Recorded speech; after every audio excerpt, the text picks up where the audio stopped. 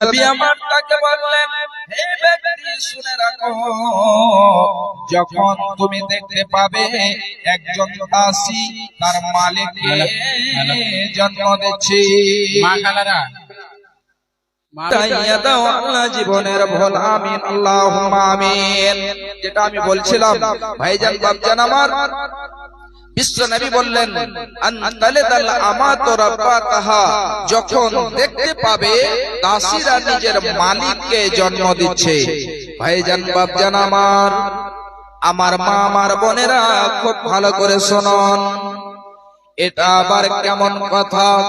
যখন দাসীরা নিজের মালিককে জন্ম দেবে, এটা কেমন? নিজে দাসী হবে আর সে দাসী নিজের মালিককে জন্ম দেবে, এটা কি করে সম্ভব হতে পারে?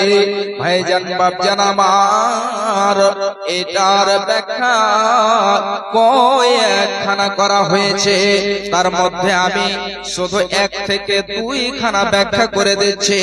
ভাইজান বাপজান আমার, আমার মা আমার বোনেরা খুব ভালো করে শুনুন, যখন মানুষেরা নিজের মায়ের অসম্মানী করবে, মাকে মার দেবে, মাকে গালি দেবে, মায়ের সাথে যেন তারা নোংরা ব্যবহার করবে, তখন ভেবে নেবে যে কিয়ামত অতি তাড়াতাড়ি চলে আসবে। আর একটি ব্যাখ্যা হলো, খুব ভালো করে শুনে রাখুন, বিশ্ব নবী আমার বললেন, দাসীরা যখন নিজের মালিককে জন্ম দেবে, তার মানে হলো এটা, যখন একজন ব্যক্তির কাছে কোনো এক দাসী রয়েছে এবং তার কাছ থেকে যখন বাচ্চা জন্মগ্রহণ করবে, এবারে সে দাসীকে অন্য এক জায়গায় বিক্রি করে দেবে। ছোট ছেলেটি যখন বড় হবে, যখন সে ধনট্টশীল হয়ে যাবে, যখন সে মালিক হয়ে যাবে, তখন যেন আবার সে তার মাকে দাসী হিসাবে কিনে নিয়ে আসবে। মাকে দাসী হিসাবে কিনে নিয়ে আসবে এবং কিনে নিয়ে আসার পরে মায়ের সাথে ওয়াজানাতে দাসীর মতো ব্যবহার করবে। ভাইজান বাপজান আমার, দ্বিতীয় নম্বরে বিশ্ব নবী আমার বললেন, আনতালিদাল আমাতু রাব্বাতাহা ওয়া আনতারাল হুফাতাল কুরাতাল আলাতা রিয়া আসাই ইয়াতাতাওয়ালুনা ফিল বুনিয়ান।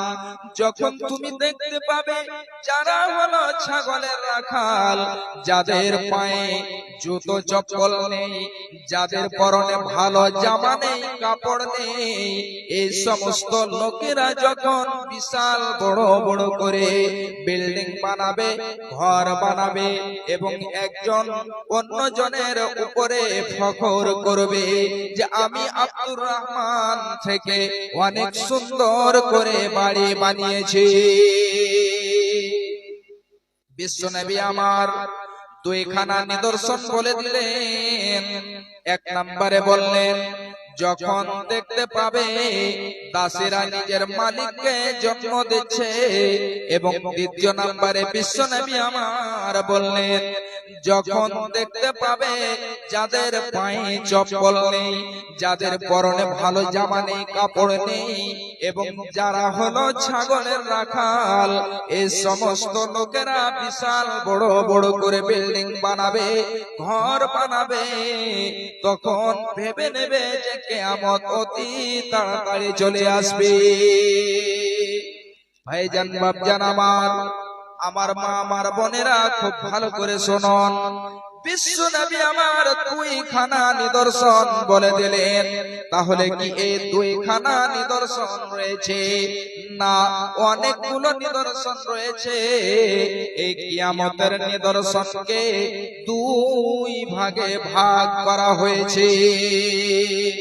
একগুলো হলো সুগরা এবং একগুলো হলো কুবরা। অর্থাৎ একগুলো হলো ছোট এবং একগুলো হলো বড়। যখন বড় নিদর্শন চলে আসবে তারপরে পরে যেন কিয়ামত হবে, এই পৃথিবী যেন আর থাকবে না। তাহলে কিয়ামতে দুই ভাগে ভাগ করা হয়েছে, সুগরা এবং কুবরা বলে। আজকে আমি আপনাদেরকে কিছু কুবরা নিদর্শন সম্পর্কে আলোচনা করব, যে নিদর্শনগুলো প্রকাশ পেয়ে যাওয়ার পরে এই জমিন থাকবে না, আকাশ থাকবে না, পৃথিবীতে যা কিছু রয়েছে সমস্ত কিছু ধ্বংস হয়ে যাবে। তাহলে সেই কিয়ামতের নিদর্শনগুলো কি রয়েছে? এমন নিদর্শন যে নিদর্শনগুলো প্রকাশ পাবে, আর প্রকাশ পাওয়ার পরে পরে কিয়ামত হবে। সেই কিয়ামতের নিদর্শনগুলো খুব ভালো করে শুনুন।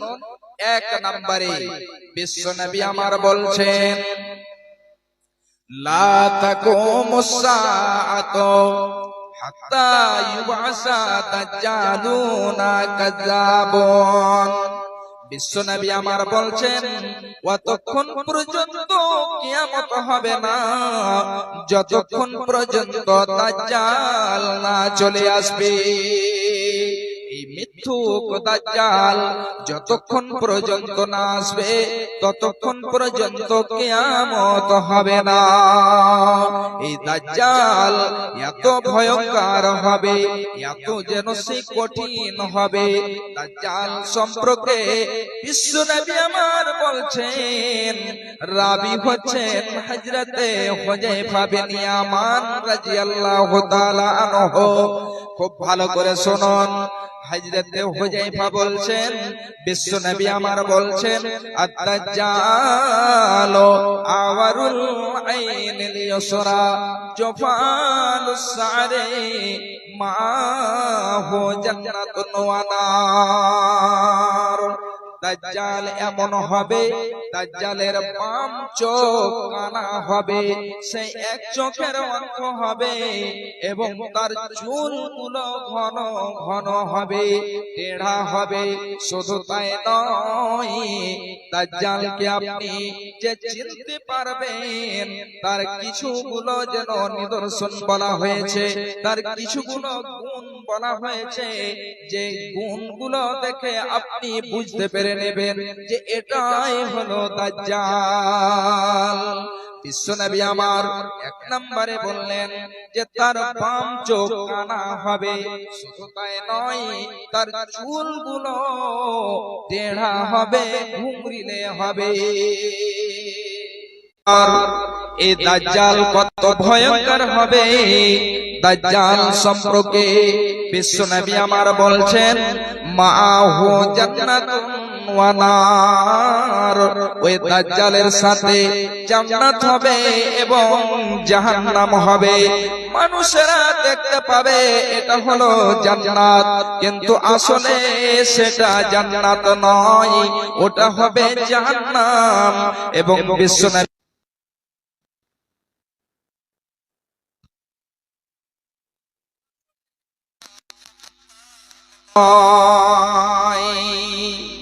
এই দাজ্জালের সাথে জান্নাত হবে, দুইখানাই জিনিস তার কাছে থাকবে, জান্নাত থাকবে, জাহান্নাম থাকবে। মানুষেরা দেখতে পাবে এটা হলো জান্নাত, এটা হলো জাহান্নাম, কিন্তু তার উল্টোটা হবে, ওটা জান্নাত এবং জাহান্নাম নয়। যেটা মানুষকে দেখে ভাববে এটা হলো জান্নাত, কিন্তু ওটা আসলে হলো জাহান্নাম। হযরতে হুযায়ফা রাদিয়াল্লাহু তাআলা আনহু আরো বলছেন, বিশ্বনবী আমার বলছেন যে দাজ্জাল সম্পর্কে আমি সবচেয়ে বেশি ভালো জানি। কি থাকবে, দাজ্জাল কি নিয়ে আসবে, তার সঙ্গে কি থাকবে, এই সম্পর্কে আমার থেকে কেউ বেশি জানে না। বিশ্বনবী আমার বলছেন, হে আমার সাহাবীরা, যখন দেখতে পাবে এমন একজন ব্যক্তি আসছে এবং তার সাথে এমন একখানা নহর রয়েছে, তার কাছে দুইখানা নহর থাকবে। একটা নহর যেটাতে পানি মানুষ দেখতে পাবে, এটাতে টলটলে পানি, এমন পানি যে পানিটাকে পান করা যাবে।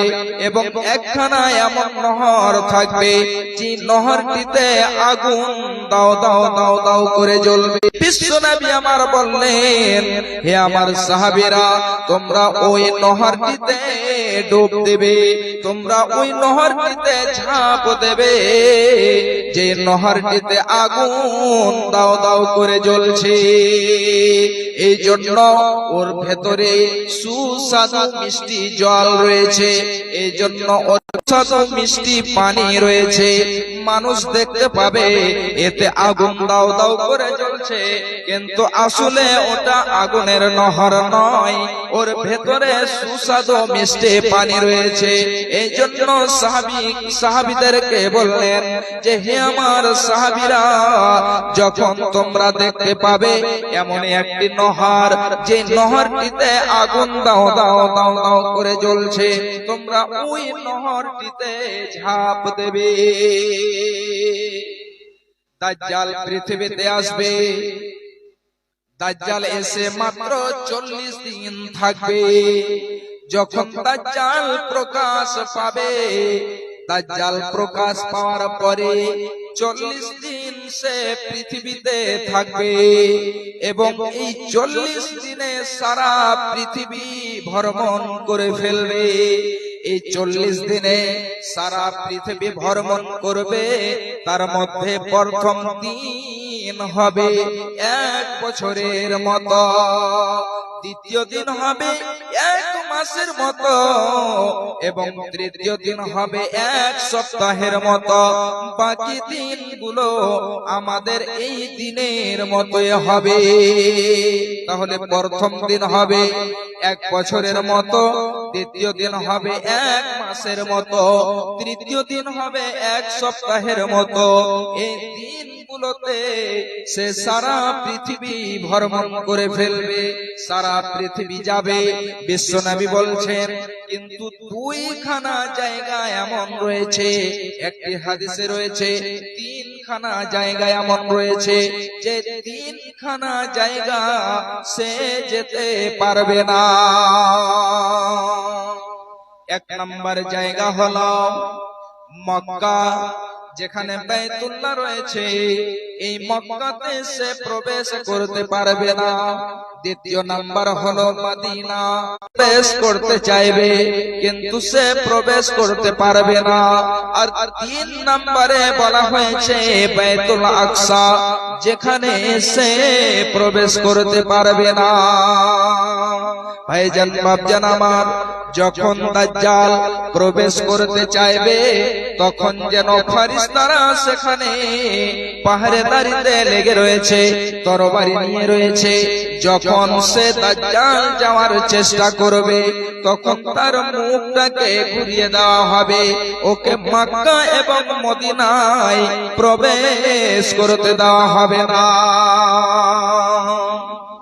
দাজ্জালের ফিতনা কত বড় হবে, শুধু একটি হাদিসের একটি অংশ আপনাদেরকে আমি বলছি। অনেক লম্বা হাদিস রয়েছে, যে হাদিসটিকে সহিহ মুসলিমের ভেতরে বয়ান করা হয়েছে। দাজ্জাল প্রকাশ পাবে, দাজ্জাল প্রকাশ পাওয়ার পরে ওই দাজ্জাল একটি কওমের কাছে যাবে, যাওয়ার পরে বলবে, আমি হলাম আল্লাহ, তোমরা আমার প্রতি ঈমান নিয়ে এসো। এই যে দেখো, আমার কাছে জান্নাত রয়েছে, আমার কাছে জাহান্নাম রয়েছে, তোমরা আমার প্রতি ঈমান নিয়ে এসো। আমি জীবিত করতে পারি, আমি মারতেও পারি। যখন ওই কওমের কাছে যাবে, ওই লোকদের কাছে যাবে, তারা আল্লাহ বলে তাকে মেনে নেবে, তারা ঈমান নিয়ে আসবে। এবারে সেখানে পানি বর্ষণ হবে, ফসল উৎপন্ন হবে, মানুষেরা সবাই যেন সুখে থাকবে। সেখান থেকে আবার যেন এক জায়গায় যাবে, যাওয়ার পরে আবার যেন বলবে আমি হলাম আল্লাহ, আমার প্রতি ঈমান নিয়ে এসো, আমার কাছে জান্নাত রয়েছে, আমার কাছে জাহান্নাম রয়েছে, আমি মারতেও পারি, আমি জীবিত করতে পারি। এমন সময়তে ওই জায়গাতে একজন যুবক বলবে, আল্লাহর কসম তুমি হলে দাজ্জাল, এই জন্য দাজ্জাল ছাড়া আর এটা কেউ করতে পারবে না। এবারে যখন ঈমান না নিয়ে আসবে তাকে যেন নিয়ে আসা হবে। অনেকগুলো হাদিসে অনেক রকম ভাবে বিবরণ রয়েছে, তার মধ্যে যেন বলা হচ্ছে যে ওই যুবককে ধরে নিয়ে আসা হবে, নিয়ে আসার পরে দুই ভাগে ভাগ করে দেওয়া হবে, তাকে আড়ি দিয়ে কারত দিয়ে তাকে চিরে দুই ভাগ করে দেবে। এবারে দুই ভাগ করে দেওয়ার পরে তার মধ্যখান দিয়ে সে একবার যাবে, আবার সে আসবে, আসার পরে এবারে তাকে যেন সে দাঁড় হতে বলবে, সে দাঁড় হয়ে যাবে। এবারে সে দাজ্জাল বলবে, এই যে দেখো আমি হলাম আল্লাহ, আমি মারতেও পারি, আমি জীবিতও করতে পারি, তোমাকে যেমন আমি মেরেছিলাম আবার আমি জীবিত করলাম।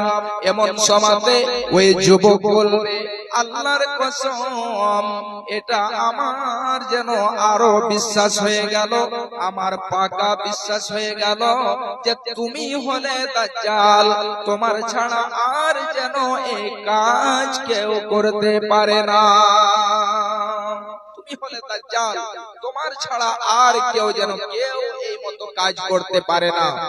ভাইজান, দাজ্জাল পৃথিবীতে এসে ফিতনা এমন করবে মানুষের যেন ঈমান বাঁচা সেই সমাজে অনেক কঠিন হয়ে যাবে। ভাইজান বাপজান আমার, দ্বিতীয় নম্বরে বিশ্ব নবী বলছেন লা ইয়ামলিকাল আরব, বিশ্ব নবী বলছেন কতক্ষণ পর্যন্ত কিয়ামত হবে না যতক্ষণ পর্যন্ত আমার আহলের মধ্য থেকে একজন লোক যার নাম আমার নামের মতোই হবে এবং তার পিতার নাম আমার পিতার নামের মতোই হবে, সে যতক্ষণ পর্যন্ত এসে আরবের বুকে রাজত্ব না করবে, বাদশাহী না করবে, ততক্ষণ পর্যন্ত কিয়ামত হবে না। তাকে ইমাম মাহদিও বলা হয়। তো ইমাম মাহদি যতক্ষণ পর্যন্ত না আসবেন কিয়ামত হবে না। তিন নম্বরে বিশ্ব নবী বলছেন যে হযরতে ঈসা আলাইহিস সালাতু সালামকে আকাশে উঠিয়ে নেওয়া হয়েছে। হযরতে ঈসা আলাইহিস সালাতু সালাম যতক্ষণ পর্যন্ত না আসবেন ততক্ষণ পর্যন্ত কিয়ামত হবে না। হযরতে ঈসা আলাইহিস সালাতু সালাম আসবেন এবং আসার পরে এই দ্বীনে মুহাম্মদ আখেরি নবী নবী মুহাম্মদুর রাসূলুল্লাহ সাল্লাল্লাহু আলাইহি ওয়াসাল্লামের দ্বীনকে প্রচার প্রসার করবেন এবং লোকেরা মানুষেরা দল দল হয়ে এই দ্বীনে মুহাম্মাদে এই যেন বিশ্ব নবীর দ্বীনে দাখিল হবে আর পৃথিবীতে অমুসলিম বলে কেউ থাকবে না, সবাই মুসলমান হয়ে যাবে।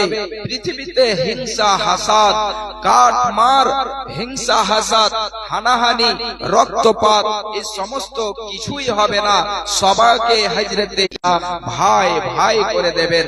আরো কয়েকটা এই কিয়ামতের নিদর্শন রয়েছে। আল্লাহর কাছে দোয়া করব যে হে আল্লাহ, যেন আমরা এই দাজ্জালের ফিতনা থেকে বাঁচতে পারি, তুমি আমাদেরকে পানাহ দিও আল্লাহ, তুমি আমাদের নাজাত দিও। সকলে বলুন আল্লাহুম্মা আমিন। আমি এখান থেকে ইতি করি, যেহেতু বক্তা চলে এসেছেন, আল্লাহ আমাদের সকলকে, আমাদের মধ্যে যে মুসলমান, যে মুসলিম মুমিনা, একজন মহিলা 450 টাকা দিয়েছে, মাশাআল্লাহ জাযাকাল্লাহ। আল্লাহ গো দেখো তোমার বান্দে একজন 450 টাকা দিয়েছে, এদান মাওলা করো গো কবুল, মিটাইয়া দাও আল্লাহ জীবনের ভুল, আমিন আল্লাহুম্মা আমিন। কাঁসার একটা বদনা আর একটা চামচ, দুটা কাঁসার বর্তন দিয়েছে। আল্লাহ দেখো তোমার কোন বান্দি যেন দুইখানা বর্তন দিয়েছে। আল্লাহ তুমি তার দানকে কবুল করো, আল্লাহ তুমি তার উদ্দেশ্যকে পূরণ করে দাও। আত্মীয় স্বজন যদি থাকে কবরেতে, উদ্ধারে নিবে আল্লাহ আজাব হয়েতে। রব্বানা তাকাব্বাল মিন্না ইন্নাকা আনতাস সামিউল আলিম ওয়া তুব আলাইনা ইন্নাকা আনতাত তাওয়াবুর রহিম। আমিন আল্লাহুম্মা আমিন।